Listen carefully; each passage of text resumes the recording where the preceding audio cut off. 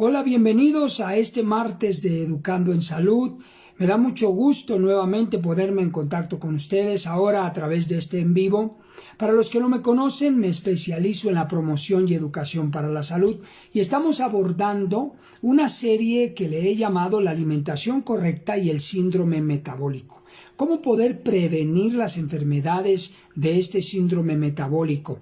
Y en un video anterior que publicamos el martes pasado precisamente, tratamos 4 pasos de manera muy práctica, muy objetiva para prevenir estas enfermedades y cuidar la salud. Los 4 pasos son básicamente la alimentación del cuerpo, que es muy importante, que tiene que ver con lo que comemos. El segundo paso es nutrir el cuerpo. Cuando no le damos al organismo los nutrientes que éste necesita a través de los alimentos, debemos nutrirlo mediante suplementos alimenticios, vitaminas, minerales y demás. Después que nutrimos el cuerpo y obviamente lo alimentamos a través de la comida, hay que limpiar el organismo. El organismo se intoxica. Nosotros a través de los alimentos generamos toxinas dentro del organismo, hay que limpiarlo. Los mismos alimentos limpiadores pueden ayudarnos a hacer esta función. Algunas son verduras, otros son frutas, cereales de trigo o fibras, como se conoce, son fundamentales para limpiar el organismo.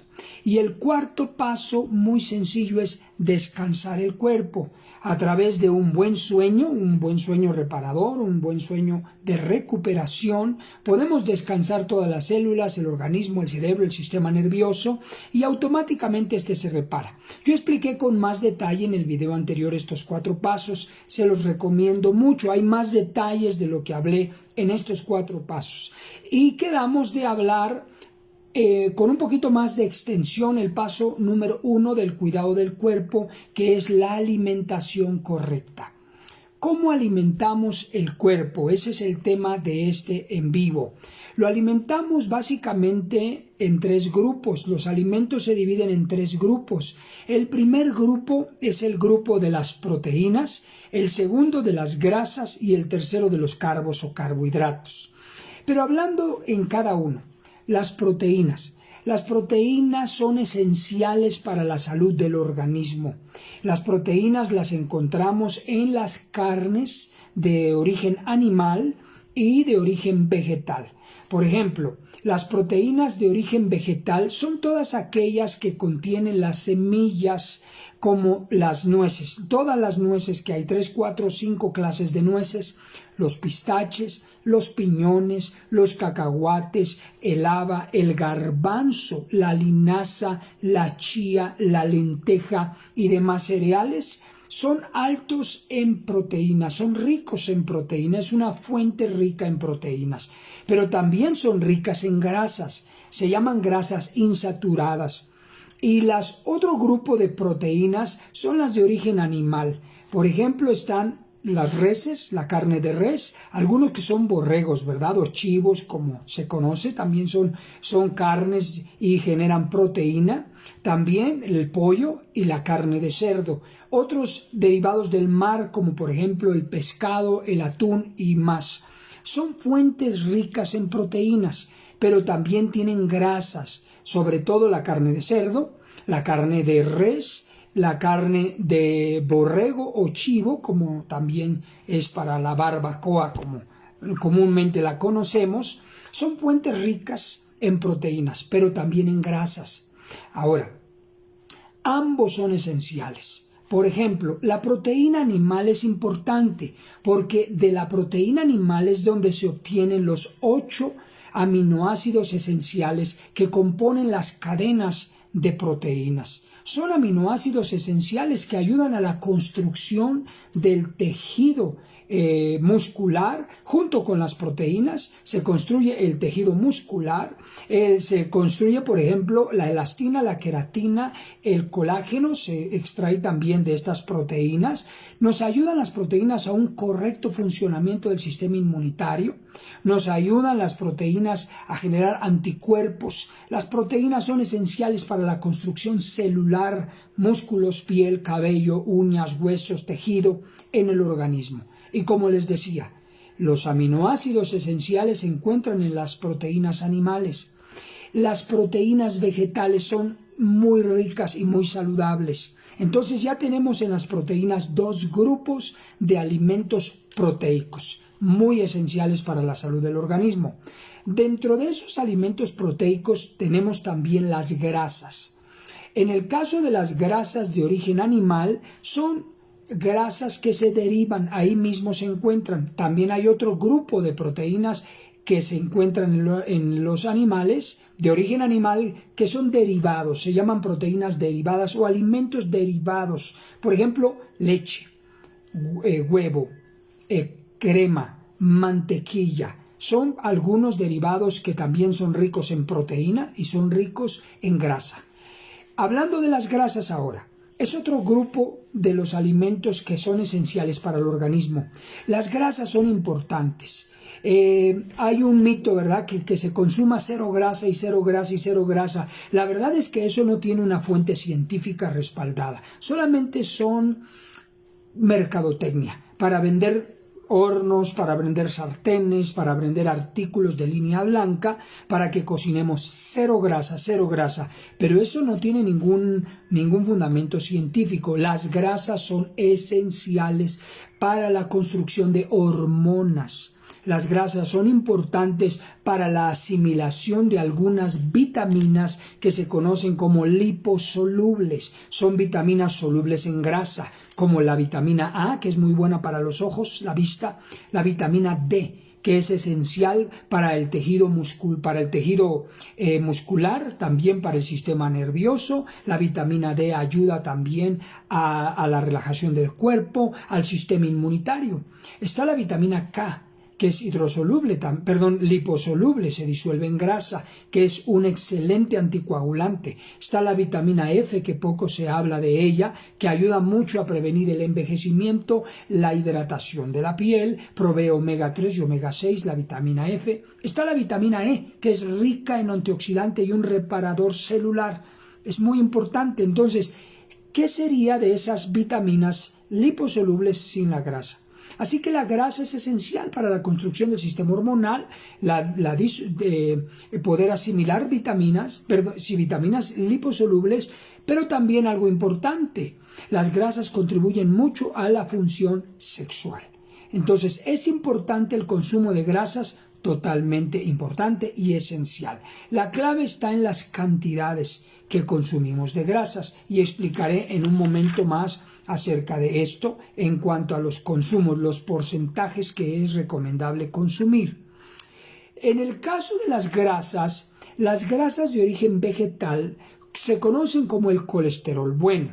Las grasas de origen animal son parte del colesterol, pero cuando hay un consumo excesivo de grasas de origen animal se llaman saturadas y las vegetales se llaman insaturadas. ¿Por qué? Insaturadas es porque son grasas muy livianas, son grasas que contribuyen a la limpieza de las células del cuerpo, de todas las arterias y de las venas. Las grasas vegetales que se encuentran en los vegetales, que se encuentran en semillas y cereales, como le mencioné, son como una barredora. Barren todo lo que es el colesterol malo, que sería la grasa saturada pegada en las arterias o en las venas, en las células del cuerpo, en las tejido adiposo. El omega 369 barre, limpia, se lleva porque se llama de alta densidad. Las grasas 369 de los omegas son solamente de origen vegetal. Las grasas de origen animal, que son buenas, cuando hay un exceso de grasa de origen animal y no se metaboliza, no se consume, no se quema, no se aprovecha, no se metaboliza, no se asimila, entonces comienza a almacenarse. La grasa de origen animal comienza a almacenarse, es de baja densidad, es pesada. Por ejemplo, el hígado almacena el 0.5% de grasa que consumimos a través de un sistema que se llama glucógeno. El hígado almacena grasa y la va a reservar como energía para periodos largos de inanición, que significa periodos largos de abstinencia de alimento. Cuando no hay alimento en el cuerpo, el hígado metaboliza, vamos a decirlo así, metaboliza la grasa que tiene en reserva que guardó para generar combustible para el cuerpo, moverlo. Pero también hay grasa visceral, se conoce como grasa visceral. Hay grasa en el tejido adiposo, hay grasa en los músculos, hay grasa en las arterias. Y necesitamos cuidar el consumo, la cantidad, no que no consumamos, sino la cantidad, para que nosotros podamos tener una buena reserva de grasa, una buena energía metabólica en grasa, una buena asimilación de vitaminas liposolubles sin que tengamos problema o riesgo de hipertensión, de sobrepeso, obesidad, y también, por supuesto, la amenaza de tener una resistencia a la insulina o, en su defecto, desarrollar la diabetes, por supuesto. En otro video yo hablaré del metabolismo y ahí meteremos el síndrome metabólico, cómo se da la diabetes, la resistencia a la insulina, cómo hay un trastorno en el metabolismo, cómo es cuando no se asimila y resistencia. Entonces, pero ahora nos enfocamos en la alimentación. Ya hablamos de las grasas, ahora hablemos de los carbohidratos. Déjeme decirle que todos los alimentos contienen carbohidratos y la mayoría grasas. Por ejemplo, hay frutas que contienen carbohidratos, son altas y ricas en carbohidratos. Hay verduras ricas en carbohidratos, hay muchos cereales y semillas ricas en carbohidratos y por supuesto la carne también contiene carbohidratos. Pero cuando hablamos de carbohidratos, hablamos de un grupo separado de las grasas y las proteínas para poder clasificarlo y moderar su consumo.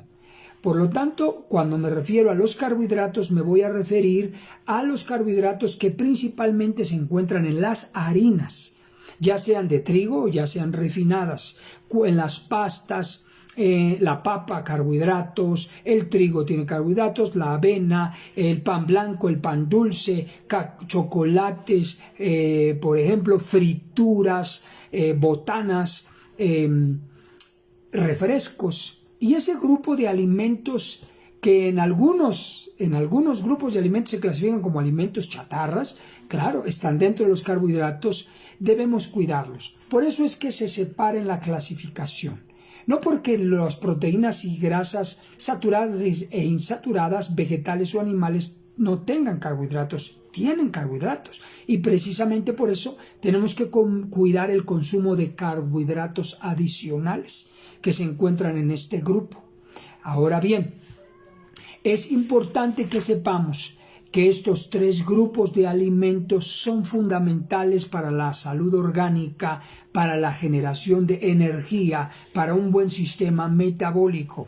El problema no es que no debamos consumir estos alimentos, es que debemos hacer un balance en el consumo de estos mismos alimentos. Es muy importante. Déjenme rápidamente comentarles una experiencia que tuve en una escuela secundaria. Di una charla sobre la alimentación en una escuela secundaria de bajos recursos, de una población o comunidad pobre.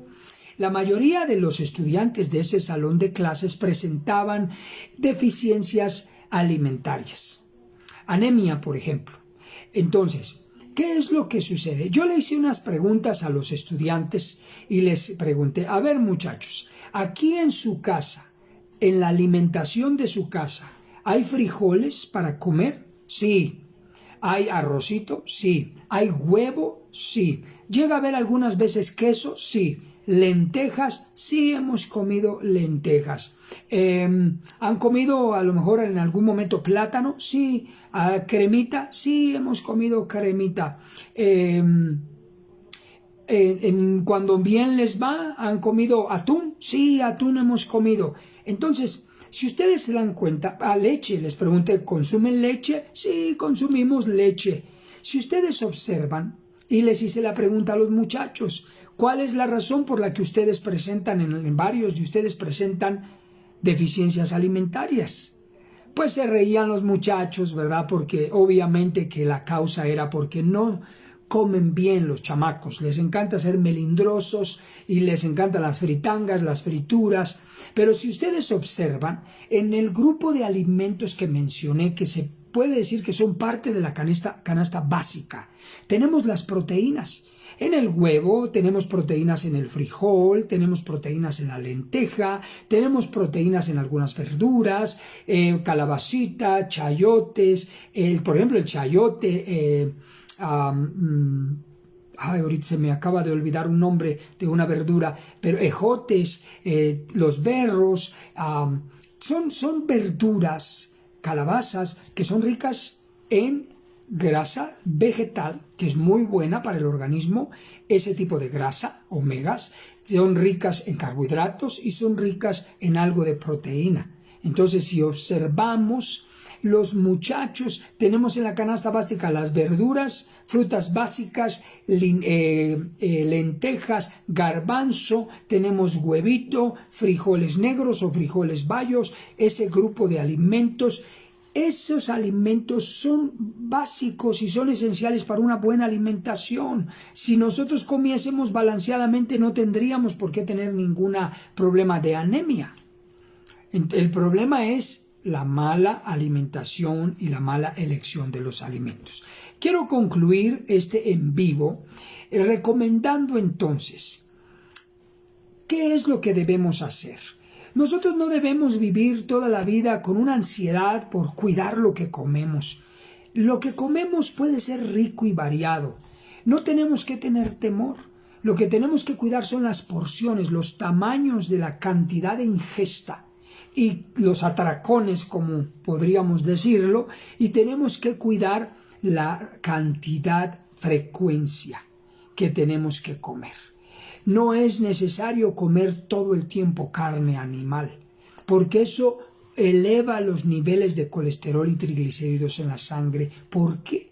En el cuerpo, porque está grasa saturada, que es más difícil de asimilar y procesar. Es muy importante que podamos nosotros cuidar eso. Así que voy a recomendarles, vea su plato, los alimentos con proteína. Hay 3 sugerencias. El primero debe ser 50% proteína. Vea su plato, que tenga 50% proteína, 20% carbohidrato y 30% grasa, contenido graso.